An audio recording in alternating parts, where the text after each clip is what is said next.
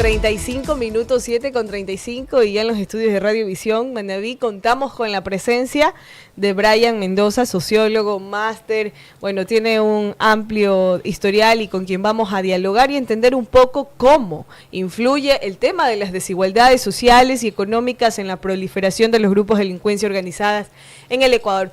Un tema muy enriquecedor y sobre todo que pone en palestra las necesidades y también el uso de las políticas públicas para mejorar las condiciones de vida de todos los ecuatorianos. Bienvenido, gracias Brian por estar con nosotros. Buenos días, gracias a quienes nos escuchan a través de Radiovisión y muchísimas gracias a Tani y a todo el equipo que se encuentra presente por el espacio para discutir de un tema fundamental hoy en día. Brian, iniciando la entrevista ya, porque el tiempo apremia, ¿cuáles son o por qué este tema? ¿Por qué analizar el tema de las desigualdades sociales? ¿Qué significa no solamente para el gobierno ecuatoriano, sino también para el mundo entero esto de la proliferación de los grupos de delincuencia organizada? Sí, yo creo que es fundamental porque si nosotros hacemos un análisis, por lo menos incluso bastante superficial, sobre quiénes son las personas que son reclutadas en los procesos, digamos, que fortalecen a los grupos de delincuencia organizada, vamos a encontrar con un patrón bastante común. Es decir, un patrón que revela que son las personas de clases sociales más bajas y de los sectores más pobres de la sociedad quienes encuentran en el proceso de reclutamiento de los grupos de delincuencia organizada una opción de vida y una opción de desarrollo de un plan de vida. Es decir, justamente no es casualidad que sea en los espacios de mayor pobreza de nuestra sociedad en donde tienen mayor proliferación los grupos de delincuencia organizada. Eso nos hace preguntarnos por lo menos cómo así, por qué, ¿no? Y ahí donde yo me gusta bastante analizar un fundamento bastante filosófico que se suele trabajar con respecto a por qué el ser humano abandona su capacidad de violencia, porque el ser humano vive en sociedad, ¿no? Nosotros vivimos en sociedad porque, digamos, hemos reflexionado a lo largo de la historia que solucionar los problemas por mano propia no es buena idea. Es decir, no está bien que yo vaya por la vida haciendo lo que me dé la gana para lograr mis objetivos. Eso, digamos, que es un fundamento de vivir en sociedad. Yo abandono mi capacidad de hacer lo que yo quiera, y eso implica incluso ser violento, para vivir en sociedad, porque vivir en sociedad, digamos, tiene otras ventajas. Vivir en sociedad nos da seguridad, por ejemplo. Si yo no mato es porque nadie me va a matar. Si yo me vuelvo una persona pacífica es porque en sociedad voy a poder desarrollarme. Entonces no necesito esa parte humana que es la violencia y que, digamos, esta forma de actuar a partir de lo que yo quiera. Esto, digamos, ha sido visto como actos inhumanos. Yo a veces digo, pensamos que el asesinar a alguien, que el violentar a alguien es algo inhumano, ¿no? Nos gusta mucho calificarlo como algo indebido y eso está muy bien.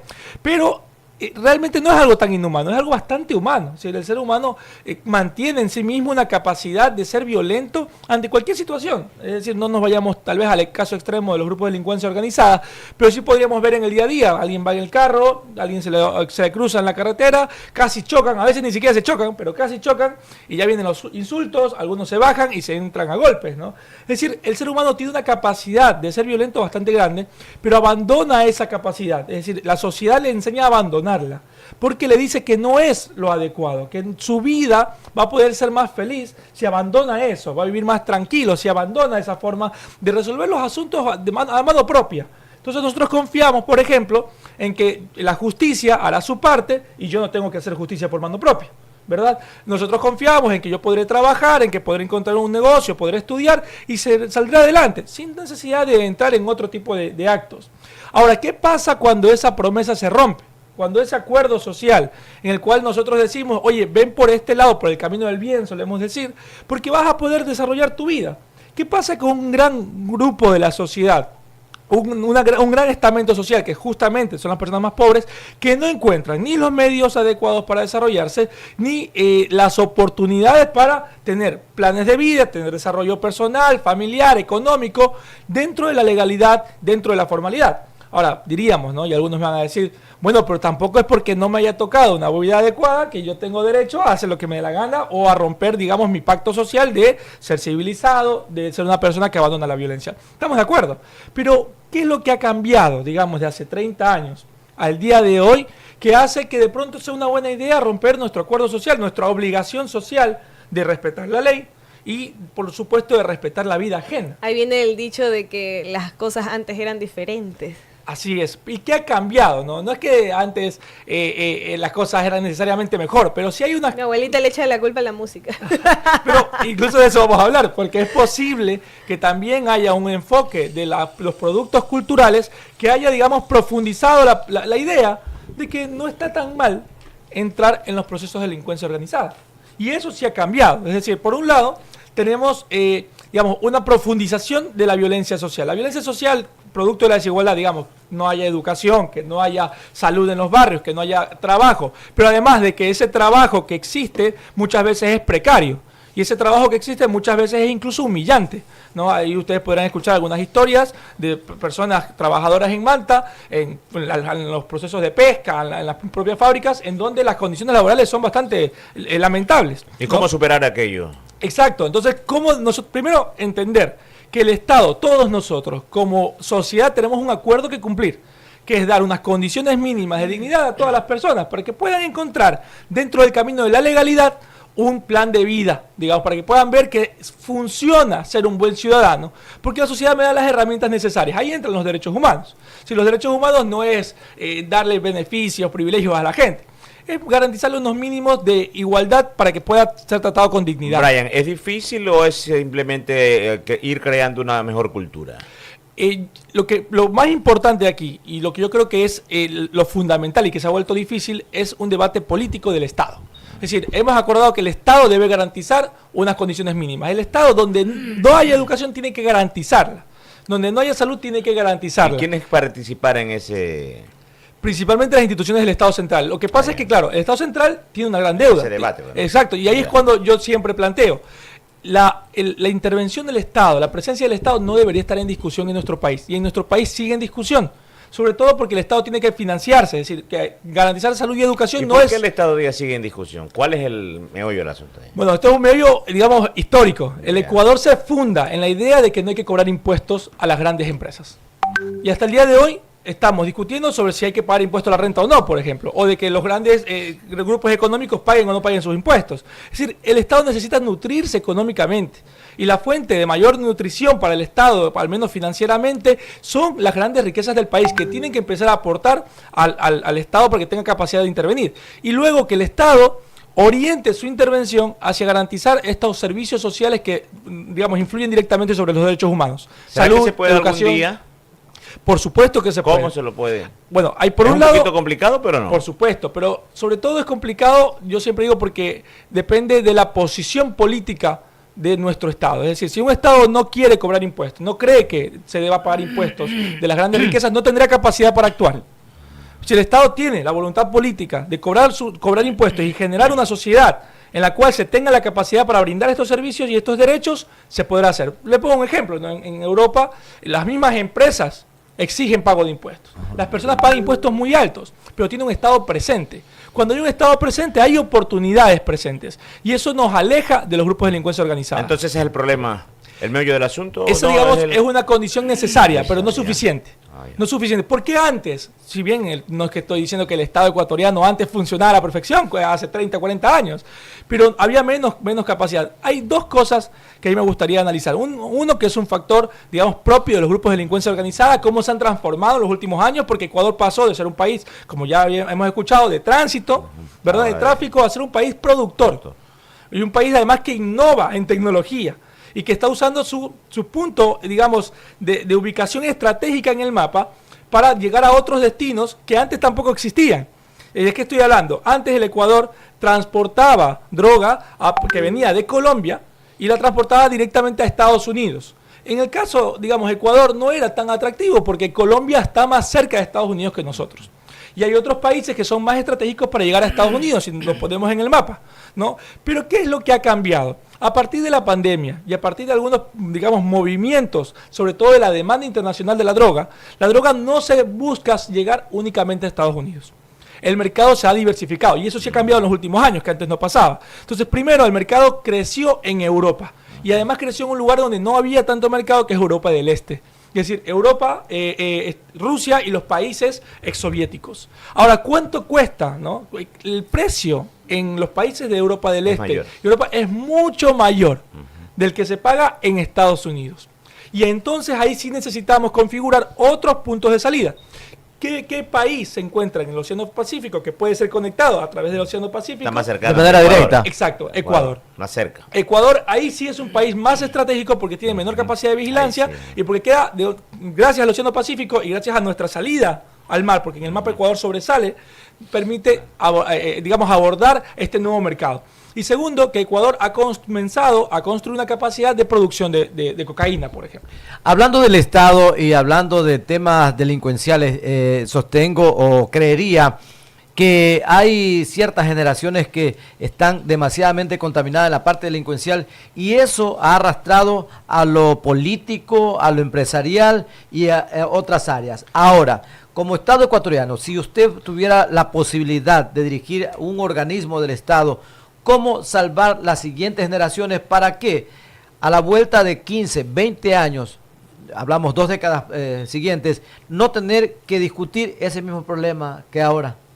Muy bien, yo creo que aquí hay un asunto y es que las ofertas que hacen los grupos de delincuencia organizada a nuestra juventud funcionan, son atractivas. Superan a lo que nos puede ofrecer el Estado. Supera, exacto, a lo que está ofreciendo como sociedad. Es decir, puede ser incluso más atractivo. Yo les pongo un ejemplo, esto no pasó en Ecuador, esto es una socióloga salvadoreña que analizaba el reto de reinsertar jóvenes que han estado ya en grupos de delincuencia organizada, reinsertarlos en sociedad. Y ella decía, yo tengo casos de jóvenes que han sufrido muchísima violencia social por parte de la sociedad de bien, ¿no? Digamos, sus papás trabajaban en unos lugares donde sufrían humillaciones y recibían muy poco sueldo y trabajan más de 8 horas al día. Este mismo joven ha trabajado en fábricas, ahí le han maltratado, se le ríen, le pagan, no, a veces ni siquiera le dan contrato. No, es decir, hay ya una cultura ahí en donde sus derechos están siempre siendo vulnerados y burlados además, porque hay todo un tema ahí de expresión y de teatralización de la vivencia de la violación del derecho. Es decir, no hay por lo menos un respeto, una sacralización, sino que hay directamente además un tema de carga emocional. Y este niño va creciendo y en el barrio pues ve compañeros que pasaron de la bicicleta a la camioneta, ¿no? Que de pronto no trabajan 8 horas al día y que su familia no sufre humillaciones, pero tienen plata. Entonces, este va siendo joven, un imán ahí. Y es un imán, es atractivo. Claro. Ahora, ¿qué hago yo con un joven, no? Que ha vivido esa violencia social, digamos, estructural que nosotros como sociedad hemos construido y de pronto siente en su mano un arma, ¿no? Siente poder por primera vez en su vida y a veces yo siempre digo, se confunde miedo con respeto. Y por primera vez en su vida siente respeto, que le tienen respeto, realmente le tienen miedo, no es respeto, pero se parece y sirve para su condición. Y claro, va y actúa como sicario, en 40 minutos recibe $500, $1,000. Ese joven acaba de sentir poder y dinero, y además ese dinero le sirve para sustentar problemas directos de su familia. Entonces parece un buen negocio y el problema es ese, es que estamos como sociedad ofreciendo cosas menores que las que ofrecen los mismos grupos de delincuencia organizada. Y eso me gustaría mezclarlo con un asunto cultural, porque tampoco es suficiente, digamos, también es necesario que haya esta oferta atractiva por parte de los grupos de delincuencia, pero también es necesario entender que hay otro factor, ¿no? No alcanza únicamente con el cambio del modelo de negocios y con la ausencia del Estado y con la oferta frente a esa ausencia por parte de los grupos de delincuencia organizada. Esa oferta es difícil contrarrestarla por cualquier gobierno, por todo lo que representa justamente la situación que atrae, y como usted lo señalaba, Brian, del dinero, va ganando y se va creciendo la ambición de seguir ganando más y más. ¿Cuál es el factor que nos falta incorporar en este análisis? Que es el que podría tal vez, todos estos factores podrían contrarrestarlo, pero hay un factor que es más barato. No, hay un factor que, digamos, es menos caro en términos del Estado, porque el Estado le tocaría pagar. Imagínense, en el primera arista que yo digo de la ausencia del Estado, tendría que, eso tampoco es imposible, recuperar la estructura del Estado y ahí donde hay mayor delincuencia, no entrar con bala. Ahí donde más hay delincuencia, en los barrios más pobres de Guayaquil, de Manabí, no hay que entrar con bala, hay que entrar con Estado, es decir, hay que entrar con salud, con educación y por supuesto con bala para hacer frente a aquellos que se encuentran ya haciendo, digamos, ejerciendo la violencia. Se han posicionado ya. Exacto, hay que pacificar los barrios, pero la pacificación no es un acto violento únicamente. En todos los procesos de pacificación, incluso en Colombia y en países que han estado en conflicto, hay dos digamos, brazos de pacificación del Estado. El primero es el brazo violento. El brazo que dice, aquí el que manda soy yo, porque el Estado necesita recordar que él tiene el control del territorio. Y eso está muy bien, digamos que en eso parece que todos estamos de acuerdo.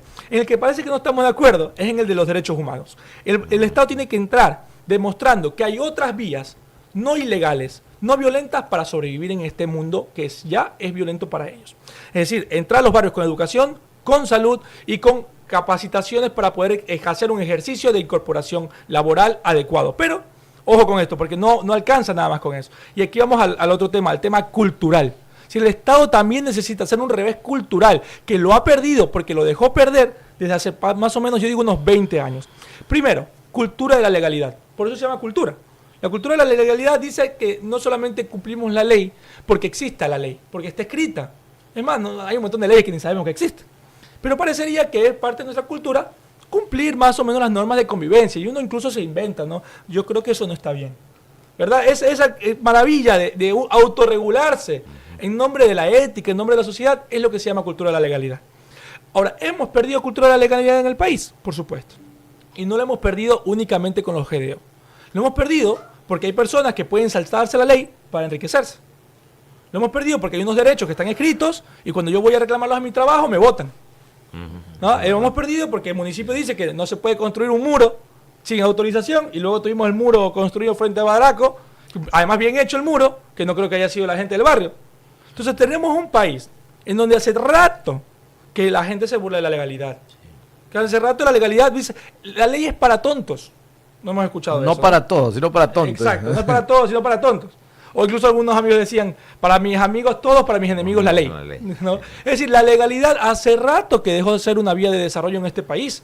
Solo que, claro, ahora estamos hablando de ello porque los más pobres también están saltándose la legalidad. Pero la legalidad hace rato que nos hemos saltado como sociedad. Eso es la primera crítica que hay que hacer. Nos hemos enriquecido y hemos mostrado al mundo y a los más pobres y a todos les hemos mostrado, oye, sí puedes crecer en este país, pero por fuera de la legalidad. Primera cosa, ¿no? Hemos perdido la cultura de la legalidad. Y la otra, hemos legitimado, digamos, la vía de la delincuencia y de la violencia. Se ha legitimado. Por ahí algún momento conversábamos con algunos estudiantes y decíamos, claro, es que el problema no es ser delincuente, el problema es que te agarren, ¿verdad? Porque de ahí, si tú llegas a ser Pablo Escobar, es chéverísimo, ¿verdad? Y hemos dicho, lo más bacán, pues, incluso tienen su propia música, los narcocorridos, hay una cultura que además lo embellece y que muestra, por ejemplo, tú estabas en el barrio Botado como Pablo Escobar, con una familia pobre, y ahora eres el patrón de Colombia. Eso aquí no le emociona el corazón. Su ego le está... Es una historia casi que romántica. Es la historia que contábamos antes, digamos, de Marimar, que era pobre y todo, y terminó arriba Marimar, y a todo el mundo dice, ¿qué es eso, Marimar? Eso. Es la misma historia romántica que enternece nuestros corazones. Pero estamos hablando de grupos de delincuencia organizada, y es entretenido, ¿no? Entonces, entender eso de ahí, y por supuesto, eso va de la mano con otra cosa. ¿Qué hemos difundido como éxito en nuestra sociedad, en nuestra familia? Yo recuerdo cuando era pequeño, solían decir, el que tiene plata es el que habla.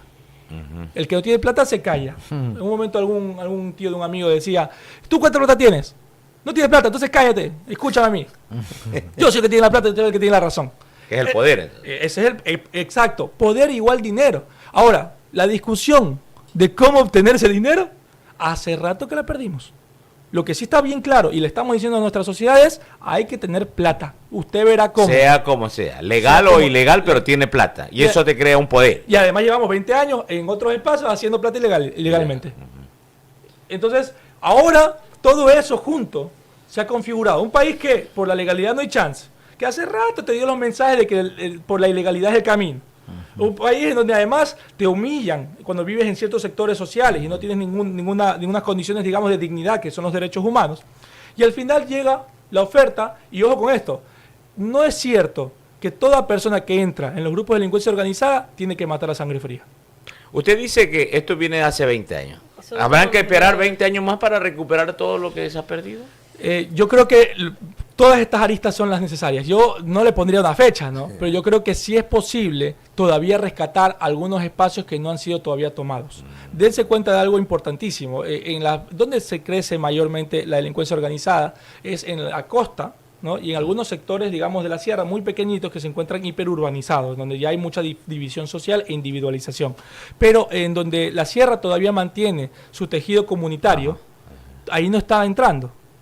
¿Por qué no entra? Porque ahí la comunidad ha suplido el Estado. Ahí no hay policía, pero hay una comunidad que está vigilando. Ahí no hay educación, pero la misma comunidad se ha organizado para hacer escuelitas. Ahí no hay salud, pero la misma comunidad hace el reclamo, pide al médico, la misma comunidad del chamán, toda la comunidad sigue supliendo y dando dignidad e integración a esos Pero no miembros. es verdad lo de la región interandino sierra. Tal vez la costa por tener mar, por tener puerto, Así es. que lo hace ese centro de atracción por parte de los delincuentes. La costa tiene dos Para, cosas. como usted decía, la exportación ya no a Estados Unidos, sino a Europa. Y al tener un puerto es donde hay mayor interés por captar. Claro, ahí está el trabajo, Está el digamos. trabajo. Usted claro. tiene sazón y Ah. alegría al corazón. Claro, ahí están las ofertas laborales. Exacto. No, pero también por un asunto, y es que nosotros nos hemos desintegrado comunitariamente. Entonces, por ejemplo, el barrio ya no funciona como intervigilancia. Ya no es que la vecina se da cuenta, que nos cuidamos, vecinos. Sí. Cada uno vive su mundo. Y eso también es un asunto cultural que hemos perdido como Estado. Es ve a cada uno cómo sobreviva. Sálvese quien pueda. Pero no puede ser por el temor, porque ya en los barrios está enquistada también la delincuencia. Además no hay posibilidad, digamos, ya de organización. Entonces yo siempre, ¿qué es lo que planteo yo? Hay espacios todavía que no se han perdido y es necesario intervenir en esos espacios. Y eso, no dejarlo que sean captados por los Mire, el delincuentes. ser humano es sencillo, necesita vivir, tiene deseos, el ser humano quiere vivir bien, quiere crecer, el ser humano es natural, todos tenemos. Y ahí donde el Estado no garantiza, donde el Estado no está, algo habrá. Ahí Alguien donde el va a Estado- ocupar ese Exacto. espacio. Si el Estado deja el hueco vacío, algo se va a Algo debe ocupar. Eso puede ser ocupado por la misma comunidad, puede ser organizado por la empresa, ¿ok? Pero y el Estado tiene que promover eso, es decir, que ese espacio que deja vacío sea recuperado por la empresa privada o por la misma comunidad, organizaciones barriales, pero donde no hay el Estado puede entrar los grupos de delincuencia organizada. Pero Ahí es que vienen también los falsos líderes muchas veces también hacen de que hay personas o jóvenes que tengan buenas intenciones, pero se dejan como embaucar y confundir. Sí, sí, sí. Y ahí es donde a mí tal vez me gustaría hablar, ya con todo este contexto, de un asunto más interno, la profesionalización de la delincuencia. Okay. No es cierto, como les decía, que todas las personas que entran en los grupos de delincuencia organizada van a tener que matar a sangre fría. ¿Cómo es eso de la profesionalización de la delincuencia? A ver. Haga de cuenta que usted entra en una empresa y usted entra como mensajero y termina siendo El supervisor. Gerente. Bueno, pongámoslo Ya, en estos bueno. términos más románticos. Sí, gerente. Ya. Porque además esa es la historia que estamos contando. Ya. El ser humano vive de historias que le parecen símiles. Es decir, que él cree que son semejantes, son cercanas y que van a ser posibles. Si a mí alguien me dice que eso es imposible, yo ya lo voy abandonando. Como Eso en el campo real. Y la profesionalización delincuencial. por eso. Ahora, la profesionalización del mundo real parece ya imposible. Ajá. Es decir, es imposible ir a la universidad, encontrar un trabajo y mañana ser gerente. Eso ya está descartado porque nuestros jóvenes están incluso decepcionados de que pueden tener maestría y no encontrar trabajo. Pueden Ahora, tener el mejor currículo que nada. Claro. Tania dice ahí. Lo que se necesita es un buen padrino, ahí sí. por ejemplo, y eso también, digamos, ha mermado, porque es, Oye, es por ahí no va. deprimente que uno estudiar, esforzarse y tantas cosas y las posibilidades de trabajo son nulas. Así es. Entonces, esa promesa, digamos, de la sociedad, la hemos perdido también. Pero en los grupos de delincuencia organizada, la profesionalización a ver, sí parece posible. ¿Cómo?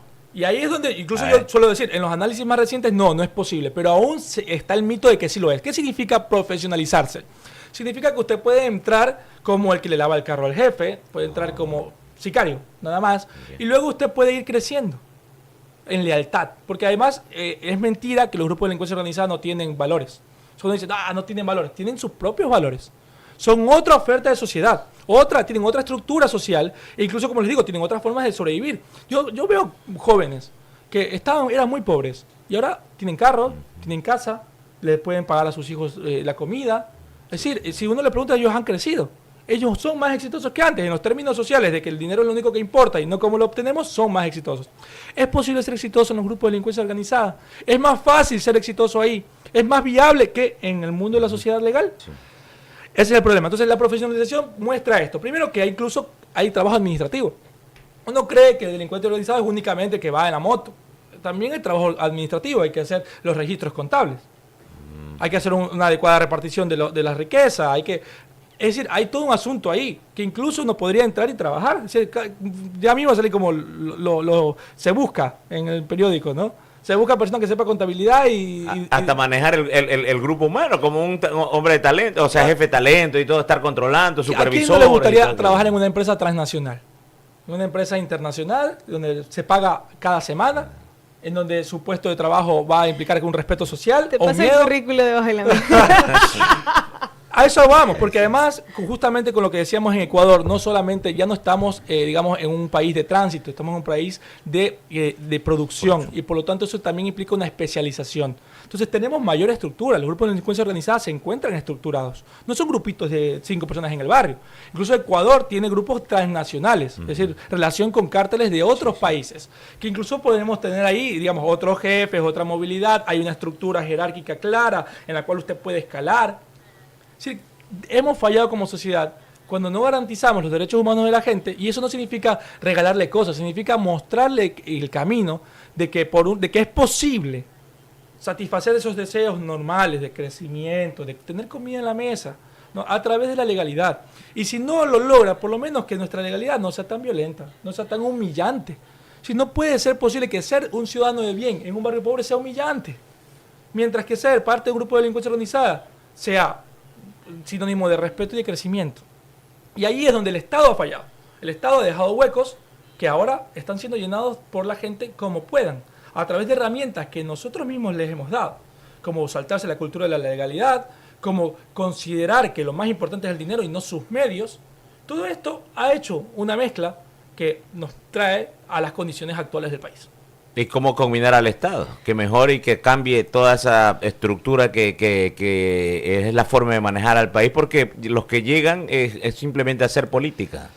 Claro, ahí esa crítica es importante. ¿Qué puede hacer el Estado, no? ¿Y cómo podemos ayudarle nosotros? Porque tampoco podemos nosotros, por ejemplo, las familias ecuatorianas no pueden meterse a pelear con los grupos de delincuencia organizada. Estamos de acuerdo en que en ningún barrio se puede organizar fácilmente sin arriesgar su propia vida frente a esto. Incluso es un tema que es delicado incluso hablarlo, ¿no? Pero es necesario hablarlo. ¿Qué puede hacer el Estado? ¿Qué puede únicamente hacer el Estado?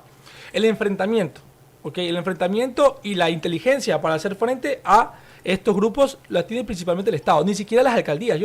¿Qué puede hacer un alcalde frente a grupos que son transnacionales, que tienen más inteligencia que a veces el mismo Estado, más tecnología a veces que el mismo Estado y mayores informantes que el mismo Estado? Entonces las alcaldías sí quedan cortas. Tenemos alcaldes asesinados, concejales asesinados, no pueden defenderse ni a sí mismos. Eso es una labor explícitamente del Estado. Pero el Estado debe usar su segundo brazo. Sí, por un lado el brazo de la fuerza, el brazo que pone orden sobre su territorio, pero por otro lado el brazo de los derechos humanos. Y ahí no solo entra el Estado central, ahí sí podemos entrar municipios, ahí sí podemos entrar sociedad civil, pero una vez que el Estado nos garantice unas condiciones mínimas de seguridad. Y ni siquiera hace falta hablar de drogas. Cuando yo planteo los proyectos sociales, no hace falta hablar de drogas y delincuencia en los barrios. Hay que hablar de educación, de salud, de otras ofertas y, por supuesto, hacer que se respete el marco normativo, sobre todo los derechos laborales de los más pobres. Brian, nos quedamos con muchos temas, entre ellos las políticas públicas y la importancia de crearlas en los diferentes temas, pero por cuestiones de tiempo tengo que agradecerte y despedirte, así que muchísimas gracias. Las puertas de Radio Visión Manaví están abiertas para hablar de este y varios temas más que son relevantes y que ya necesitamos hacer paneles de análisis y de diálogos que incluyan a todos los actores sociales, porque esto, si no tomamos acción, se nos va a salir de las manos. En la parte final. Agradecerles por el espacio. Con esta discusión estamos ya haciendo un aporte. La comunicación tiene un alcance increíble. Lo que vemos hoy en día son ideas que se han ido construyendo a través de comunicación, es decir, a través del día a día de la familia, y contrarrestarle de estos espacios es fundamental. Nada más mi recomendación a las familias: pongan en discusión en sus mesas lo que significa ser exitoso. Hablemos sobre otras formas de vivir que no impliquen el dinero inmediato, que no impliquen, que puedan, digamos, darnos otras maneras de satisfacer nuestras necesidades y nuestra búsqueda. Y por supuesto, al Estado, que retome su labor, que además es constitucional, está escrita, no es inventada, y bueno, entre todos también a promover que la sociedad se vuelva más justa, y eso implica también cumpliendo su parte como ciudadano. Muchas gracias. Muchísimas gracias, Brian. Gracias a ti por estar con nosotros aquí en Radiovisión Manaví. Vamos a una breve pausa porque rápidamente tendremos al director de Agricultura de Manaví, Leopoldo Viteri, con quien vamos a conocer varios temas, entre ellos el acceso al seguro agrícola para los productores de maíz.